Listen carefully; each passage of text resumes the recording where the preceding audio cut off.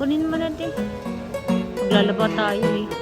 At saka dalawang salmon na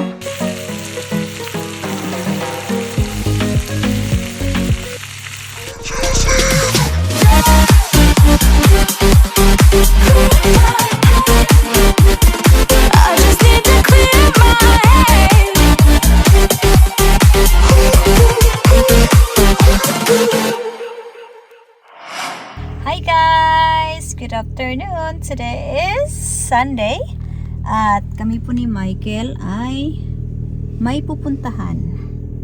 Bibili po kami ng sampayan kasi napakan niya yung sampayan, nasira kagabi.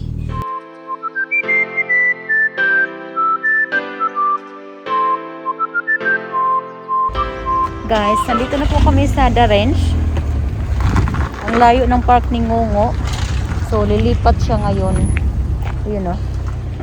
And then, yung The Range nandun siya. Tapos, yung B&M naman, nasa tabi lang. Ayun siya. So, kung hindi namin makita yung gusto namin, I mean, yung hinahanap namin na sampayan, doon kami pupunta sa B&M. Pero kasi sa B&M kasi guys, maliit lang siya. Compared dito sa The Range talaga. Yan o.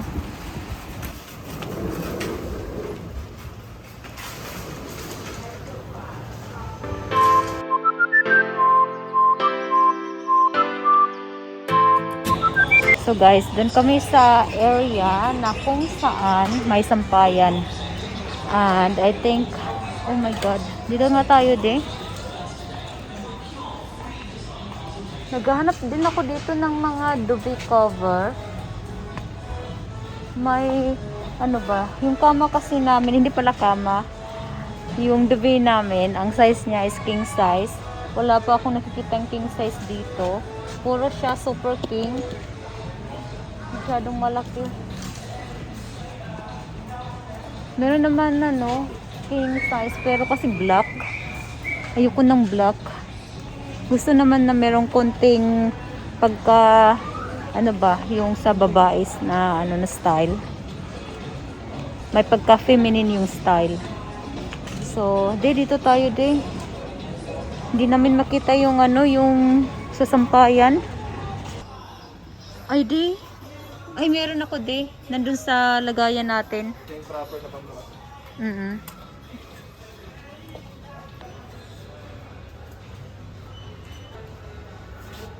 Yan na lang?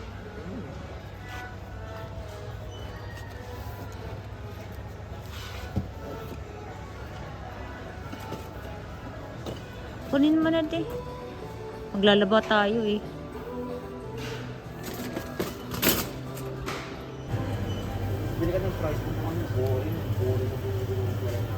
Hanap ka dyan.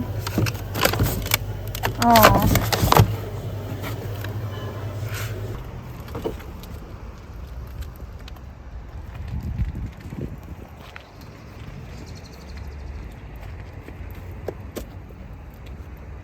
Hi guys, nakabalik na po kami sa bahay. So, diba, napunta kami sa The Range at saka sa Iceland. Then, dumaan po ako ng Sainsbury kasi si Michael po ay nag-crave ng steak. Tapos gusto niya, mag-steak kaming dalawa. So, no choice ako guys, kundi mapipilitan tayong kumain ng steak. So, mag-haul muna tayo bago ako mag-prepare. I do apologize sa background natin kasi naglinis ako kanina pero wala nangyari. So, sa Iceland guys, bumili po ako ng 3 for 10 nila na offer ng king prawns at saka dalawang salmon na boneless. Ayan siya. So, bali, 10 pounds po yung tatlo guys. And then, dumaan din po kami sa Sainsbury kasi nga si Michael ay nag-crave po ng steak. So, dalawa po kami na mag-steak. Now, mapapalaban tayo guys kasi alam nyo naman, I don't eat beef. Pero, I think kailangan ko nang i-try to.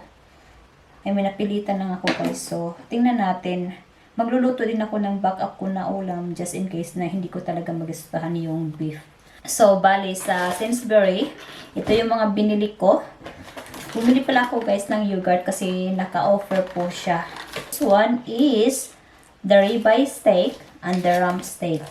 Then, bumili din po ako ng lemon kasi naubos ko na yung lemon guys. Tapos, bumili po ako ng french fries. Ayan siya. Na skin on with the flavor na rin. Tapos, bumili din po ako ng sweet potato fries. Ayan. Tapos, for our dessert later, bumili din po ako ng Bromley apple crumble. Ayan siya. Then, papartneran po natin siya nitong ating single cream. So, the next one, guys, is bumili din po ako ng sampayan. Kasi nga, di ba, nasira ni Michael yung sampayan nung isang gabi. Hindi pala nung isang gabi. Kagabi pala, guys. So, this one, I think, mas matibay siya compare dito sa binili namin. Kasi, that was really cheap. I think, nabili lang namin yun siya ng mga half price po nito. Then, bumili din po ako guys ng lagayan ng sapatos namin ni Michael kasi po, wala na, nasira na siya guys. So, this one is 4 tire naman siya. So, mamaya na namin to i-assemble.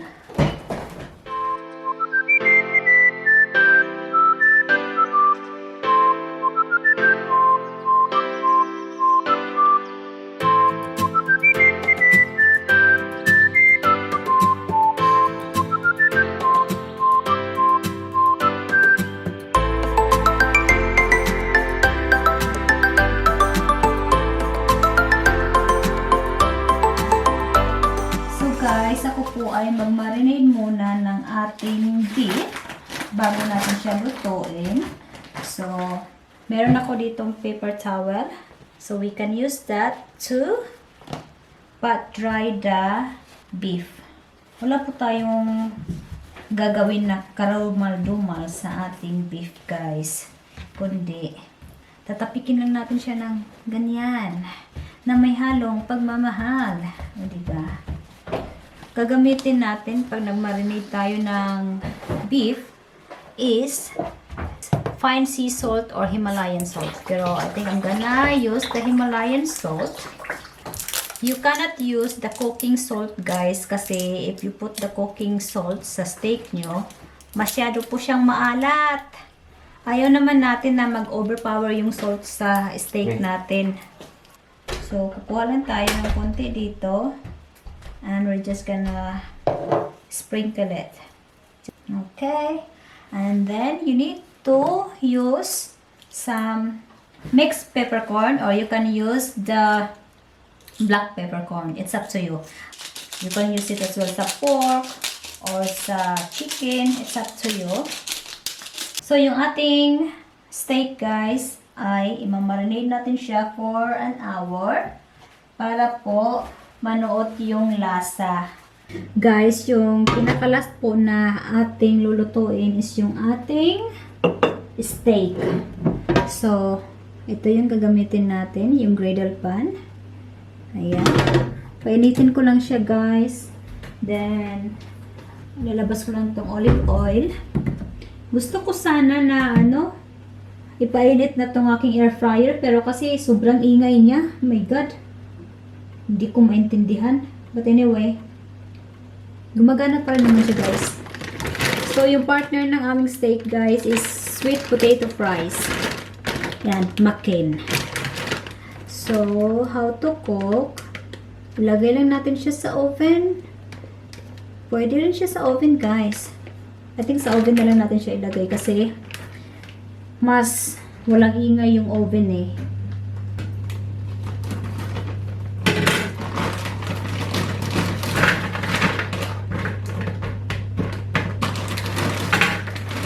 So guys, mainit na po siya. So maglalagay na ako ng oil natin. Konti lang. Then we're gonna use this brush para mag-spread po siya. Then we're gonna put the steak.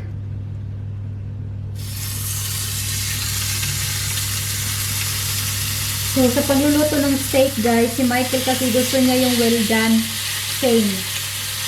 Ayoko na hilaw. My God. Then, ilalagay din natin yung ating garlic. Saka yung ating rosemary.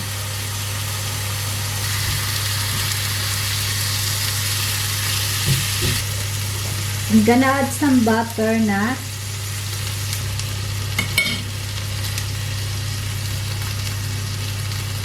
Now, we're gonna start adding a little bit of salt again, guys. Kunti lang.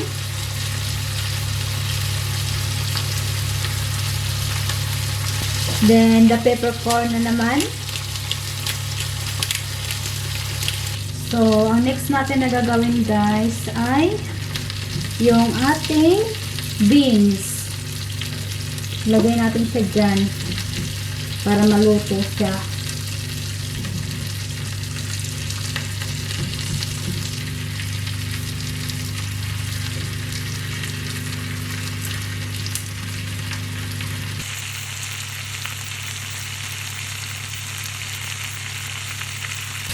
Guys, luto na po yung gulay. So, i-arrange ko lang siya.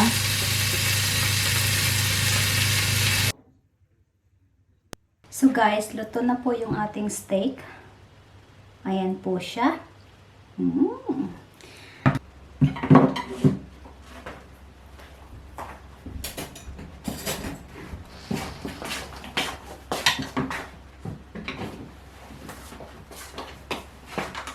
French fries ba yan?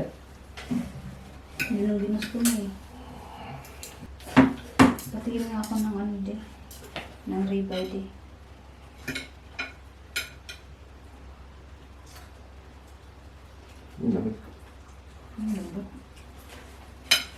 Ang sarap ng ano, ng beef. May kanin. Ano niluto ko yung niluto ko kagabi. Sayang eh. Baka mapanis. Meron ka na fried rice. Tapos bukas, meron ka makakain, diba?